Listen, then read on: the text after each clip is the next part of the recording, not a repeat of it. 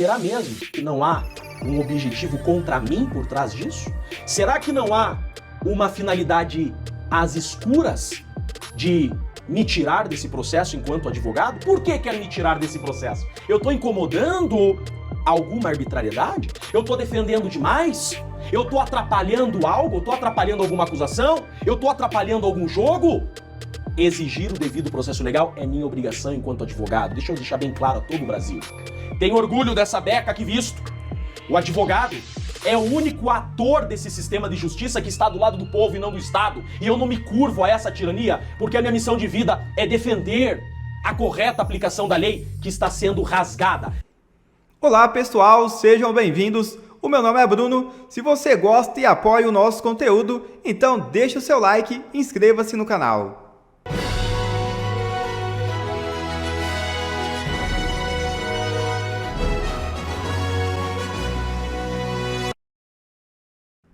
Moraes destitui defesa de Felipe Martins e determina que Defensoria Pública assuma o caso. É isso mesmo.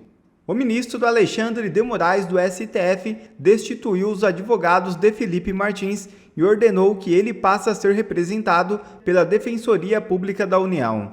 A decisão foi tomada após a não apresentação das alegações finais no prazo que se encerrou às 23h59 de terça-feira. No despacho, Moraes afirmou que o comportamento processual foi absolutamente inusitado, caracterizando litigância de má-fé e a intenção de procrastinar o andamento sem qualquer previsão legal. A defesa de Martins havia protocolado apenas uma petição incidental em vez dos memoriais. O ministro também afastou os advogados de Marcelo Câmara, que mesmo assistido por 4 patronos, igualmente não apresentou as alegações finais no prazo. Ambos são ex-assessores de Jair Bolsonaro e respondem no chamado Núcleo 2 da investigação sobre tentativa de ruptura institucional. Com a destituição, caberá à Defensoria Pública da União apresentar os memoriais que antecedem o julgamento pelo Supremo. A etapa de alegações finais e a última fase antes da conclusão do processo pelo relator. O advogado Jeffrey Chicchini se manifestou após a decisão de Alexandre de Moraes. Veja o vídeo. Gravo esse vídeo a todo o Brasil, a toda a imprensa brasileira, em nome da defesa de Felipe Martins. Eu estou no meio de um tribunal do júri, estou de beca ainda, porque advogado sou, e recebo agora a notícia de que o ministro relator da farsa da trama golpista, Alexandre de Moraes, me destituiu da defesa de Felipe Martins. A mim e o meu colega advogado, Dr. Ricardo. Alexandre de Moraes nos excluiu, nos tirou da defesa. Isso é mais uma decisão arbitrária. Então, primeiro, a quem ainda acha que estamos em uma democracia, fica aqui o registro de que em democracias isso não acontece. Quem decide quem será o seu advogado é o acusado. Agora, a imprensa, cuidado. Está sendo veiculada informação inverídica. Nós não perdemos o prazo de alegações finais. O despacho do ministro relator é que a defesa teria abusado do poder defensivo.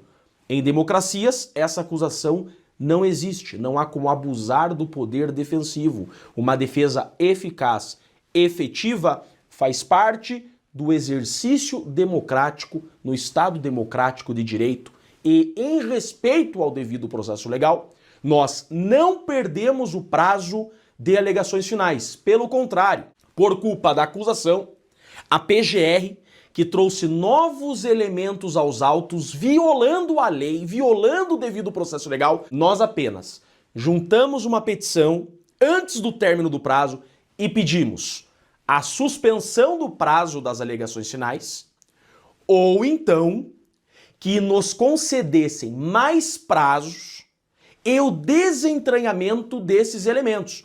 Poderia muito bem o ministro decidir da seguinte forma: não concedo mais prazo à defesa, cumpra o prazo já estabelecido. Não, pelo contrário, fez vistas grossas às ilegalidades da PGR, porque deveria ter decidido por tirar esses documentos que a PGR trouxe. Veja, terminada a instrução, terminou a instrução, terminou o prazo para a oitiva das testemunhas, terminou a fase para ouvir testemunhas. Você não pode trazer novos elementos. A PGR, após o término da instrução, Felipe já havia sido interrogado, trouxe novos elementos, ou seja, isso viola o devido processo legal porque não há como exercer contraditório e ampla defesa. O que diz a jurisprudência? Nesse caso, o magistrado tem que retirar esses elementos do processo porque não há como exercer uma ampla defesa.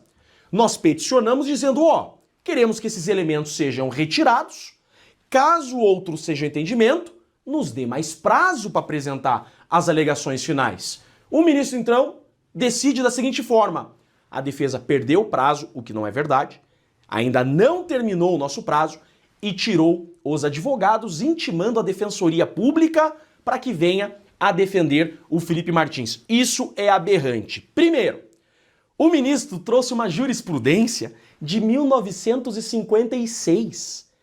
Disse que poderia me destituir da defesa com base em um julgado do STF de 1956. Acontece que, desde a Constituição de 88, não se pode destituir o advogado de defesa. É o réu que decide quem é o seu advogado. Poderia, em caso muito excepcional, o relator, o ministro Alexandre de Moraes, mandar intimar pessoalmente o Felipe Martins para que o Felipe Martins, no prazo de 10 dias, indicasse nova defesa. Ainda assim, seria muito autoritário. Então, venho publicamente, no meio de um júri, estou no tribunal do júri defendendo um acusado, venho aqui me manifestar publicamente, oficialmente, desse excesso de acusação, dessa arbitrariedade realizada por esse relator que não tem direito de escolher quem vai defender o acusado. Agora, eu digo para vocês enquanto Jeffrey, será mesmo que não há um objetivo contra mim por trás disso? Será que não há uma finalidade às escuras de me tirar desse processo enquanto advogado? Por que quer me tirar desse processo? Eu estou incomodando alguma arbitrariedade? Eu estou defendendo demais? Eu estou atrapalhando algo? Eu estou atrapalhando alguma acusação? Eu estou atrapalhando algum jogo? Exigir o devido processo legal é minha obrigação enquanto advogado. Deixa eu deixar bem claro a todo o Brasil. Tenho orgulho dessa beca aqui visto. O advogado é o único ator desse sistema de justiça que está do lado do povo e não do Estado. E eu não me curvo a essa tirania, porque a minha missão de vida é defender a correta aplicação da lei que está sendo rasgada. Aqui atrás, livros de direito constitucional e de processo penal que hoje o Brasil vê serem rasgados. E um advogado que exerce uma defesa efetiva está incomodando. Então que fique bem claro a toda a imprensa e a todo o Brasil: eu não perdi prazo das alegações finais. Eu agi corretamente. Eu pedi mais prazo. Poderia o ministro ter negado e eu apresentava as alegações finais, que já estão prontas e tem mais de 350 páginas a rebater todas as ilegalidades e todos os abusos dessa acusação totalitária, injusta contra esse inocente. Fica aqui minha nota pública, já estamos preparando o recurso e vamos a órgãos internacionais com toda a certeza, porque esse processo já não pode ser assim chamado há muito tempo. Eu sou Jeffrey Chiquini, eu sou advogado criminalista, OAB Paraná 65371 e falo em nome da defesa de um injustiçado. Lula, que não está querendo saber de anistia, avisou hoje que as negociações entre Brasil e Estados Unidos já começaram. Houve uma ligação entre Marco Rubio e o chanceler Mauro Vieira. Lula disse que a conversa ocorreu na véspera, mas o Itamaraty corrigiu afirmando que a conversa foi hoje mesmo, na quinta-feira. Rubio e Vieira tiveram um diálogo muito positivo e acordaram que as equipes se reunirão em Washington numa data a definir. O secretário de Estado confirmou Vieira para integrar a delegação, permitindo a reunião presencial sobre temas prioritários. O pessoal vai ter que ir lá em Washington. As negociações seguem a ligação de segunda entre Trump e Lula sobre taxação de 50% e sanções a autoridades brasileiras. Sepúlveda, reunião lá em Washington, vai ser um pouquinho diferente, né? Olha, eu acho o seguinte, os Estados Unidos estão marcando o jogo. Eles é que estão ditando as regras. Eles estão levando, dão um telefonema, dizem que é para ir lá a Washington discutir, não é? Então, quem está comandando o jogo nas negociações são eles. E depois, eles não querem fugas de telefonemas, querem coisas presenciais. E no lado presencial vai ser, com o aspecto presencial, as coisas vão ser mais duras, as negociações vão ser mais duras. Eu acho interessante é que a linguagem é sempre a mesma. Foi positivo. Até agora, o que é positivo? Porque no telefonema do Lula, que nós nunca soubemos o que é que o Trump disse, nós só soubemos o que é que puseram naquela notinha, que eu chamei de pastel de vento, puseram naquela notinha de que o Lula pediu para acabar com as sanções, pediu para tirar as sanções aos ministros e nada aconteceu. As coisas se mantêm exatamente no mesmo ponto. E, portanto, são só conversas positivas. A minha leitura é o seguinte, e eu vi até a declaração do Martin De Luca, o advogado do Trump, que vai nessa linha. No fundo, o Trump estrangulou o Lula até ele gritar que ninguém queria falar com ele. Quando ele gritou que ninguém queria falar, ele, do alto da tribuna da ONU, disse o seguinte, olha, eu me cruzei com ele lá fora e gostei dele, vamos conversar. O Lula fugiu na hora. Fugiu, disse que estava muito ocupado, que não dava e tal. Bom, mas só que ele não podia mais enrolar e precisava dar um telefonema que fosse. Deu telefonema, o Trump disse, olha, negociar é com o Marco Rubio. E agora não há como escapar. Não há como... Eu acho que o Brasil não está minimamente interessado em negociar com os Estados Unidos. Minimamente. Mas o Trump está, desculpa a expressão, atraindo o rato para a ratoeira. Pois é, vamos ver se a ratoeira vai fazer plac, né? Ratoeira... a ratoeira daquelas mais antigas, né? Que hoje tem uma ratoeira mais moderna, que o rato entra ali e já entra pelo cano. Cuidado que pode ser essa também, não faz nem barulho, né? Então, vamos ver. Lourão não tá para brincadeira não, hein? O cara tá indo para o Prêmio Nobel da Paz para pacificar Israel e faixa de Gaza e Rússia e Ucrânia. Mas aqui no Brasil, ele quer limpar, ele não quer saber de paz com a turma daqui, não. Então vamos ver como é que vai ficar essa história do Lourão. Já no Braddock Show, mais uma denúncia gravíssima de Eduardo Tagliaferro. O bicho tá pegando, né? Mas ainda tem tempo, você tem como... E agora no Braddock Show, o que eu tinha prometido. Eduardo Tagliaferro, ex-assessor de Alexandre de Moraes no Tribunal Superior Eleitoral, denunciou que Ricardo Lewandowski, ministro da Justiça e que foi vice do Tribunal Superior Eleitoral em 2022, está pedindo a sua extradição. O perito revelou que Moraes e Lewandowski conduziram juntos as eleições de 2022 no TSE, onde ocorreram, segundo ele, irregularidades, pressões indevidas. Tagliaferro afirmou que, se o crime aconteceu, ambos são responsáveis porque Lewandowski sabia e via e que Moraes fazia. O perito revelou que Lewandowski manda diversos pedidos com urgência sobre extradições dele e de Zambelli com a sede de calá-los. Tagliaferro também disse que há medo de que tudo seja revelado. O perito denunciou que existiu uma estratégia e aparelhamento do Estado por esses agentes públicos no processo eleitoral e também para monitorar pessoas. Fabiana Barroso, cada vez mais, cada dia, uma denúncia a conta-gota do Tagliaferro, e já se sabe aí nos bastidores que vem novas informações sobre a vaza-toga, com possibilidade de milhares de brasileiros terem sido espionados. Isso aí vai ser doideira geral no meio político, econômico e judiciário, hein? É a síntese de um governo ou de pessoas que têm o pensamento planificado do comunismo, não é mesmo? Se você for algum inimigo do projeto de poder, você vai ser controlado, espionado e, se possivelmente, como estão fazendo, anulado. O anulado aí fica a critério da imaginação de vocês, porque isso é de diversas formas.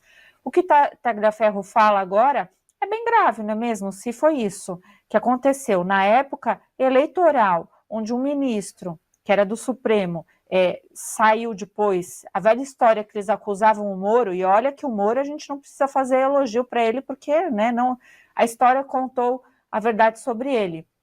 Mas ele foi acusado exatamente disso, de beneficiar, isso ele nem estava, não era nem mais juiz, porque depois virou um ministro do presidente Bolsonaro. E agora, esse assunto aqui, né, que nós temos aí o Lewandowski como ministro, é uma bagunça total. Então, assim, existiu, se isso for verídico e for comprovado, é uma bomba para acabar de verdade. O que vai importar uma reunião com embaixadores quando você é o presidente? E o contraponto aqui é que teve uma influência do TSE para espionar todo mundo com a anuência de ministro do Supremo, que hoje é ministro do Lula. Que bagunça, não é mesmo? É óbvio que isso pode ser verdade, porque quanto mais dá uma enxadada, mais minhoca sai, né? Assim que diz o ditado. Então, haja minhoca, Serrão. Haja minhoca. E a deputada federal Carla Zambelli anunciou greve de fome após a Corte Judicial Italiana manter a sua prisão em carta ao ministro da Justiça, Carlo Nordio. A deputada acusou Nordio de se alinhar a Lula e a sua política de aliança com países ditatoriais, como Irã, Venezuela e Cuba. Zambelli também citou os Estados Unidos como exemplo de nação que reconheceu o ministro Moraes como violador de direitos humanos pela Lei Magnitsky. A perita médica do tribunal italiano entendeu que a condição de saúde de Zambelli é compatível com a prisão em regime fechado. A deputada foi condenada em maio a 10 anos pelo Supremo Tribunal Federal pela suposta invasão dos sistemas computacionais do Conselho Nacional de Justiça. Zambelli disse que do que adianta viver sem justiça e pediu que Nordio não seja outro romano a lavar as suas mãos. Mas, Paula Marisa, o caso dela está complicadíssimo, porque a Itália parece que pensa igualzinho à juristocracia tupiniquim, né? No fim das contas, é isso.